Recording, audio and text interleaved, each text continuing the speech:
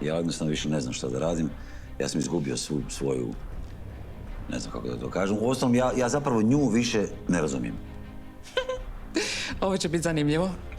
Znao sam da će ti se to sviđati, ja sam isto tako znao da voliš zabadat nos u tuđe stvari. Ne budi bezobrazan. Mene zanimaju ljudi, a ne tračevi, Mato. Ja sam humanist. Dobro, sorry. A sad me slušaj. Sve što izgovorimo ostaje među nama, okej? Ana nikad ne smije saznat za ovaj razgovor. Naravno. Za početak nemoj biti tako mrk. Kako ti misliš mrk?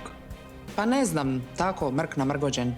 Imam osjećaj da ti stalno pokušavaš ostaviti dojam nekog opasnog tipa, nekog muškarčine. Istina je da mi žene ne volimo toliko te mačo muškarce, koliko god vi sebe uvjeravali u to.